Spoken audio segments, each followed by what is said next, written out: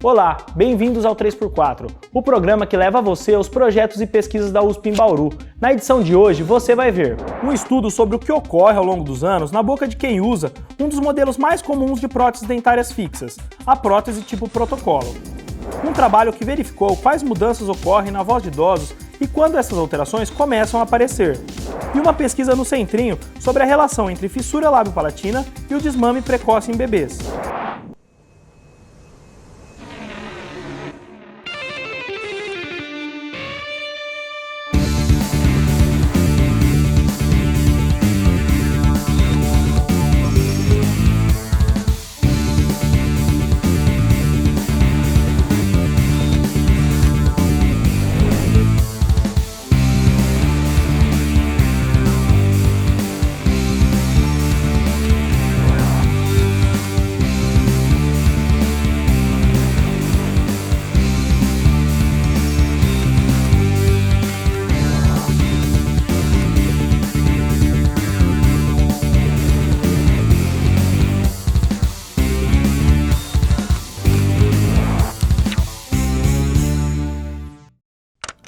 Para quem não tem dentes, colocar uma prótese dentária é um grande alívio.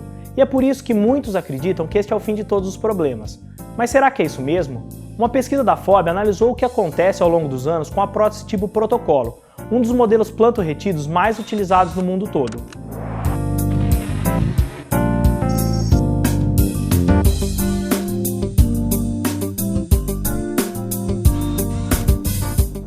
Segundo o Ministério da Saúde, cerca de 40 milhões de brasileiros são desdentados.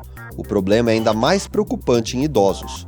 Pesquisa divulgada no final de 2011 aponta que o país levaria 14 anos para suprir a demanda de pessoas na faixa dos 65 aos 74 anos que precisam de uma prótese.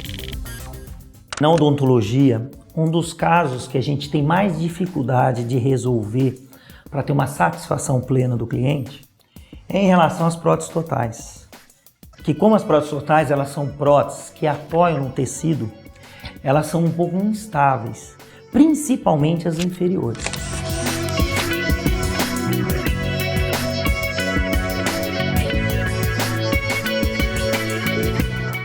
Mas a solução não está só em colocar uma prótese. É necessário que ela seja adequada ao tipo de problema que a pessoa tem.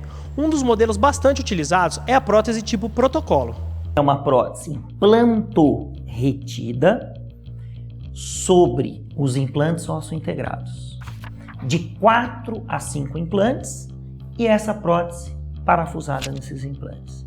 Essa prótese é metaloplástica, ela tem uma parte em metal e ela tem uma parte em acrílico. O cliente que tinha uma prótese instável, que era apoiado numa mucosa, ele passa a ter uma prótese parafusada, que somente o profissional dentista que pode tirar essa prótese. Com isso, ele tem estabilidade, retenção e principalmente a mastigação devolvida. Porém, ao longo dos anos, o que acontece com quem usa esse tipo de prótese? Para responder esta pergunta, o professor Renato orientou na FOB uma pesquisa com pacientes de uma clínica particular de Bauru.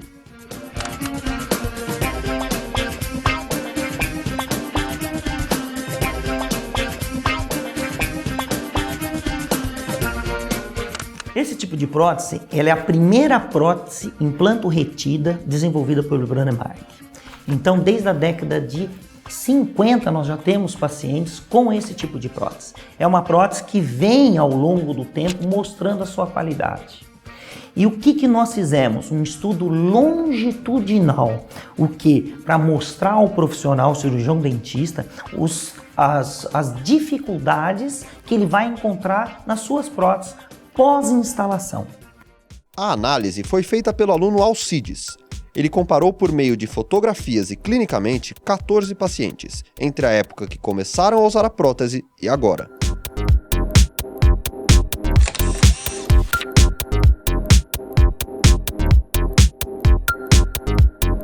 No caso da nossa paciente, dessa paciente, ela teve o controle de maior tempo da nossa pesquisa, que foram 8 anos, né?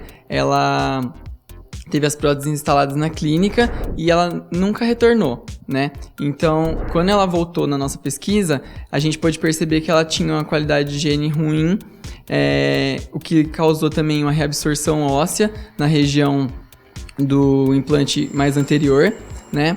E alguns desgastes dentários também estavam presentes.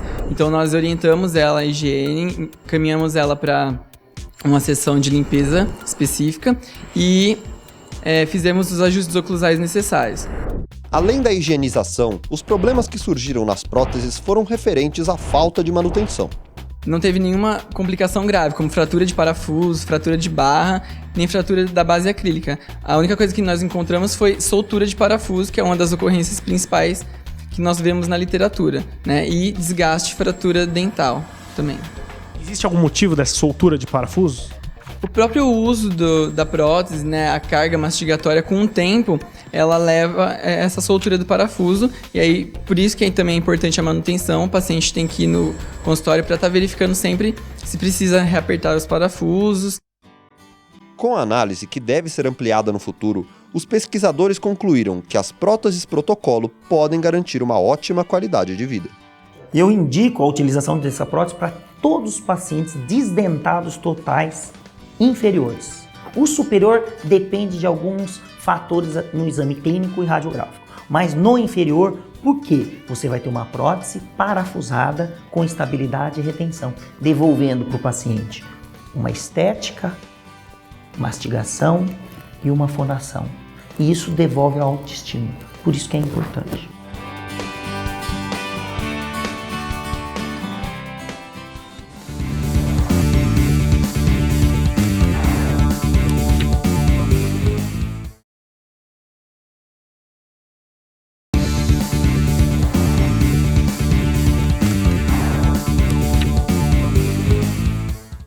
Estamos de volta com o 3x4 e agora você vai conhecer mais um dos equipamentos bastante utilizados no campus da USP em Bauru. Hoje apresentaremos o micrótomo.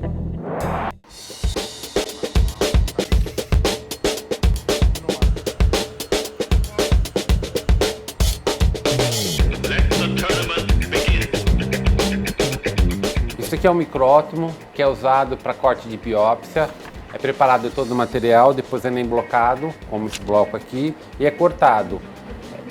Feito tiras de parafina numa espessura de 5 micras.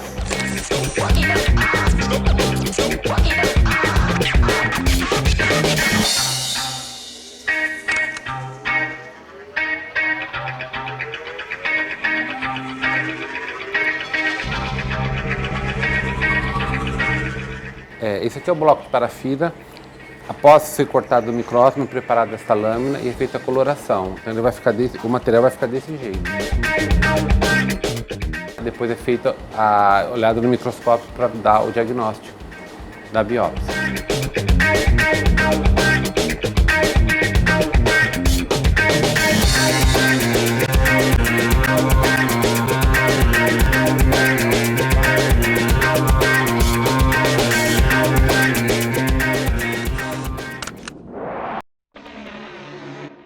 No bloco anterior do 3x4, você conferiu o que ocorre ao longo dos anos com quem usa um tipo específico de prótese dentária. Agora você vai ver um acompanhamento semelhante, mas com foco diferente: a voz. Uma pesquisa de fonoaudiologia analisou as alterações vocais por conta da idade e descobriu quando essas alterações começam a aparecer.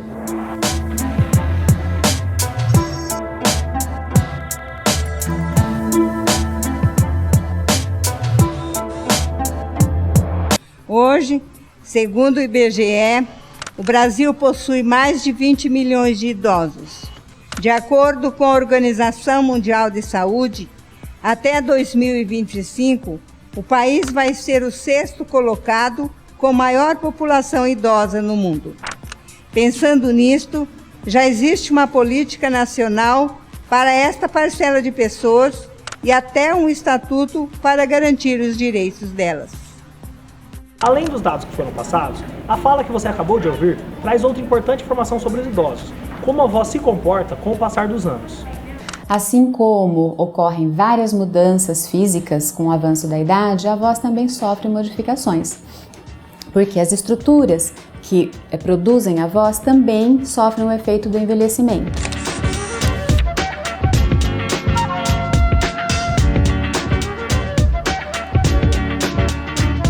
E isso produz na voz algumas características que são mais ou menos esperadas, mas por outro lado elas são muito variadas. Então o que é mais ou menos esperado, como eu disse?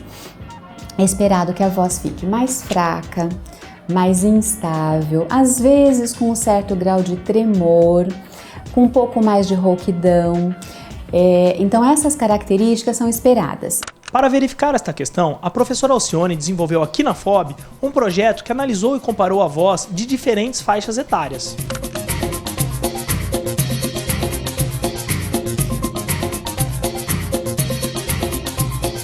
O estudo envolveu 265 pessoas de ambos os sexos. Apesar do foco no idoso, envolveu participantes com idades entre 30 e 79 anos.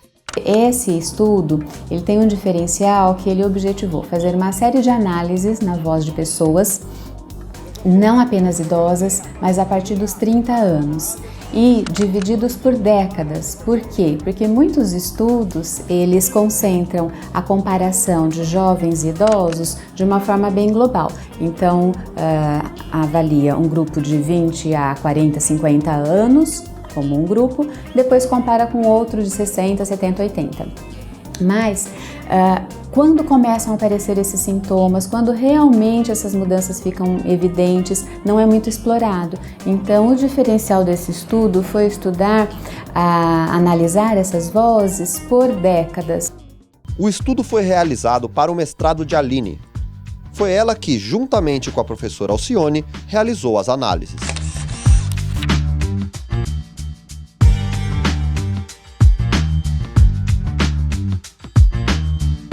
Aline, então como foi feita a análise de dados para a pesquisa? A amostra ela foi composta por jovens e por idosos. Os jovens que foram analisados, eles foram, a maioria deles, funcionários aqui da clínica de fono, da FOB mesmo, e do centrinho. Os idosos, eles foram utilizados do banco de dados de uma outra pesquisa que tinha sido feita em 2008. Foram duas análises que foram feitas. Uma foi a análise acústica, que foi feita lá no estúdio também com um programa de computador, e a análise perceptiva auditiva, que é quando o fonoaudiólogo ouve aquela voz e faz o julgamento das características vocais. A pesquisadora explica que a análise ajudou a encontrar o que seria um divisor de água no envelhecimento da voz.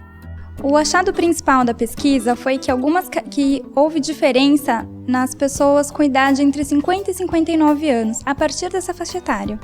Então, o envelhecimento vocal ele parece começar não só a partir da terceira idade propriamente dita, ele se inicia um pouco antes, ainda nessa faixa etária não considerada como idosos, né?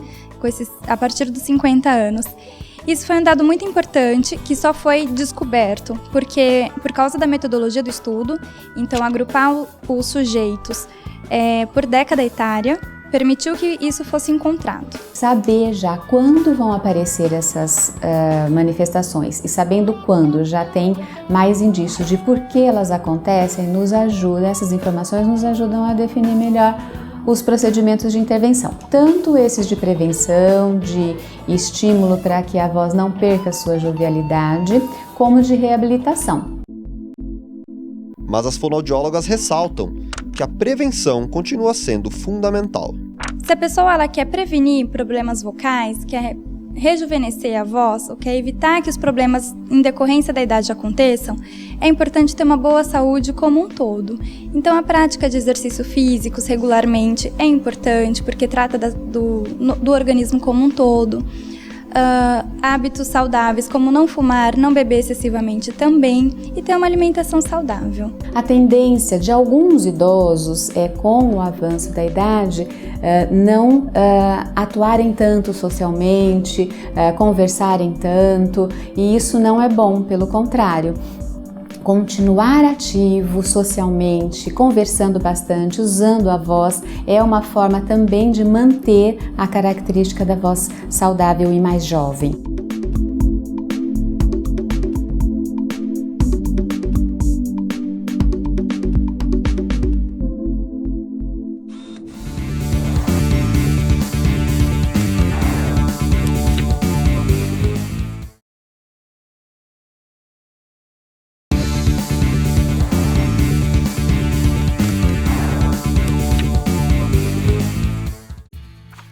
Fazer uma extração dentária geralmente não é algo agradável. Agora imagine fazer isso utilizando uma pedra amarrada ao dente. É exatamente este vídeo que rola na internet que o professor Osni Ferreira Júnior do Departamento de Estomatologia da FOB vai analisar agora. Aí a galera vai tirar o dente agora, já, Marroco? Caramba! Ai, cacete! Desgraçado, olha o tamanho do dente do cara, meu! Não é um método aconselhável de se fazer por diversas razões. Nesse caso deu certo, mas pode não dar certo e o dente ficar ou sair parcialmente e aí tem que procurar um dentista de forma mais rápida. Segundo, que tem todo o processo de contaminação, né, a possibilidade de hemorragia, tem uma série de problemas que podem acontecer quando a gente faz alguma coisa parecida com essa. Em terceiro lugar, isso só deu certo porque provavelmente esse dente já tinha o que a gente chama de doença periodontal, que é uma destruição do osso que segura esse dente na boca. Então ele já devia estar abalado, já devia estar mais mole, vamos dizer assim, e que por isso ele conseguiu sair dessa forma.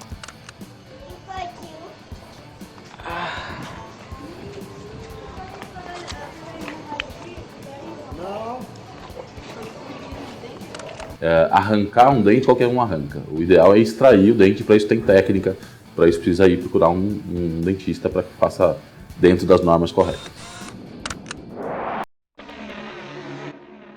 As fissuras lábio-palatinas ainda são um campo de desconhecimento para muitos, e este desconhecimento atinge até mesmo profissionais da saúde. Uma pesquisa realizada no Centrinho discutiu o problema em um ponto bem específico, o desmame precoce de bebês portadores de fissuras.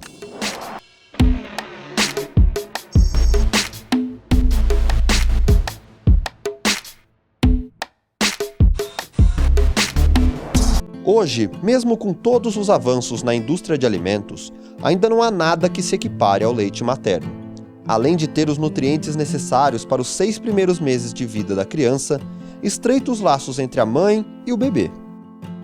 Mas amamentar nem sempre é uma missão simples. É o caso das famílias que possuem bebês com fissuras lábio-palatais. Nessa situação, a desinformação é o maior obstáculo. Meu nome é Antônia, eu sou de Roraima. Tive um filho, nasceu com fissura, né? E não tive como apoio, assim, para me ensinar e dar mamadeira para ele, né? Comida para ele. Então eu aprendi e fui aprendendo sozinha. Ao ver casos como o de Antônia, o enfermeiro Armando passou a desenvolver um trabalho no Centrinho para verificar a relação entre a fissura de lábio e o desmame precoce.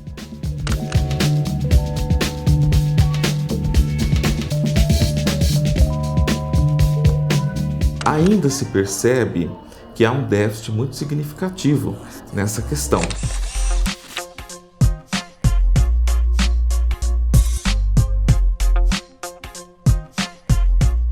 Por exemplo, nós recebemos crianças com fissuras extremamente simples, de acometimento anatômico simples, utilizando ainda a sonda gástrica, que é totalmente contraindicado, visto que a criança com fissura ela possui todos os reflexos presentes, quando não há outros comprometimentos, é óbvio, né?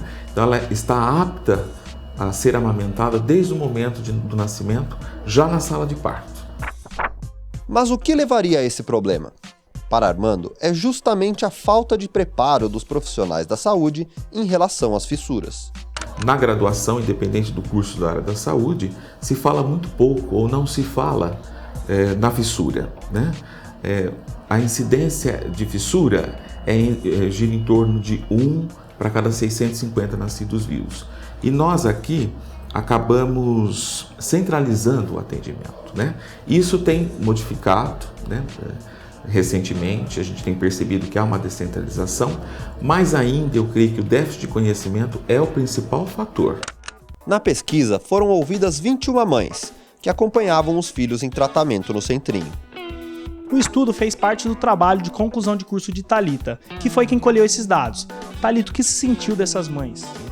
No momento da coleta em relação à amamentação, quando elas receberam a criança, né, fissurada, que a maioria não sabia, elas ficaram com medo e anseio de amamentar. E os profissionais da saúde não estão tão aptos a orientar sobre a amamentação. Então essa foi a maior dificuldade delas.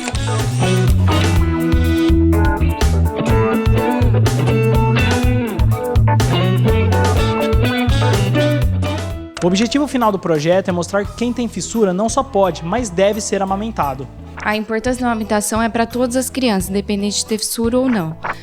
Para o crescimento da criança, a parte da imunidade, do crescimento mesmo, do desenvolvimento. E para a criança com fissura, é necessário ter um peso ideal para fazer a cirurgia, que eles são feitos logo com 3 meses.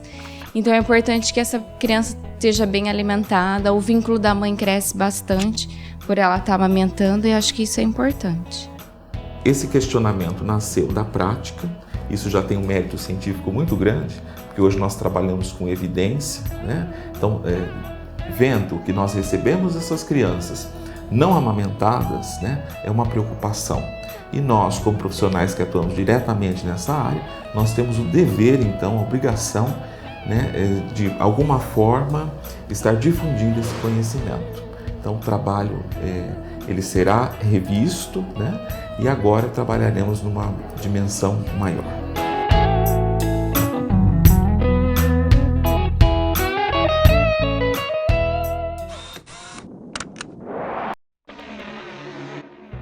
O 3x4 de hoje fica por aqui. Se você quiser rever nosso programa, saber de mais detalhes ou enviar alguma sugestão, acesse nosso endereço eletrônico. Esperamos que tenham gostado e até a próxima!